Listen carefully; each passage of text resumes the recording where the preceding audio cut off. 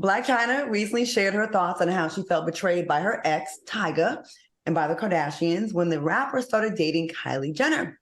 Now, while discussing her past friendship with Kim, Chyna said, and then her little sister started talking to Tyga, which was kind of crazy because she was underage.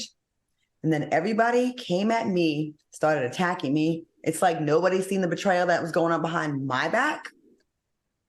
What are your thoughts on the backlash that Chyna received during that time? Because they did actually, it seemed like it was her fault. The way people were acting. Q, what do you think?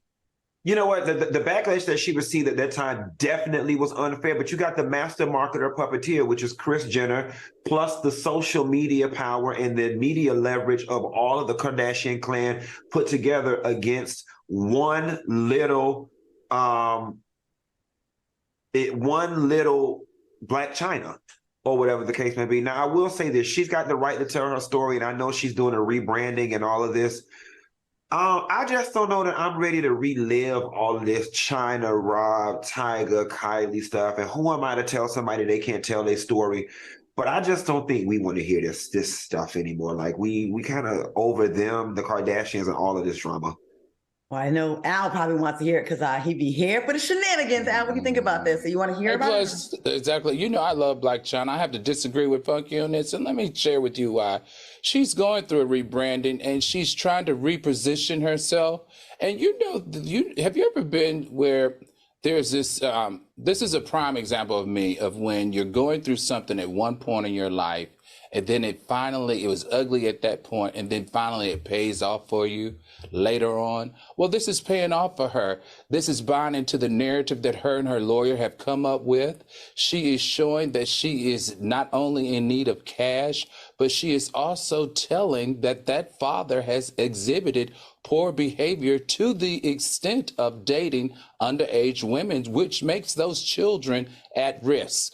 And I find it brilliant. I find it smart, and I find it strategic. And it also matches this other narrative that she has going on, that she needs money and that she's selling her clothes. She's doing exactly what they told her to do. She's rolling it out exactly how she's supposed to do it. And so far, we are buying this whole narrative around Blac Chyna going through some bad stuff, and she needs help. And hopefully this will help her win that case.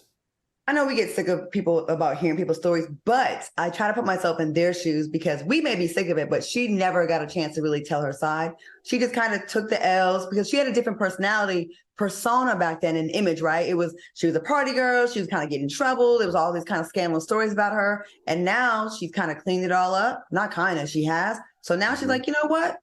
Now that the air is clear, I'm not high. I don't got fillers on my face like that anymore. Let me tell what really went down. And I do think that Tyga does not get enough smoke for dating a 16-year-old girl. Let's be clear. Right. It just went by like, oh, Tyga and Kylie. She was 16 when they started kicking it. And like it almost was celebrated at the time. And in Chyna, she was the big, bad, bitter Black girl that was a stripper that has no class. But really, Tyga is the one that had no class, going with the 16-year-olds who was like, they were all, and then again, I would feel very betrayed because her and Kim were friends. Her little sister gets with her fiance. And she brought him in, right. And he brought, she brought him into the Kardashian fold.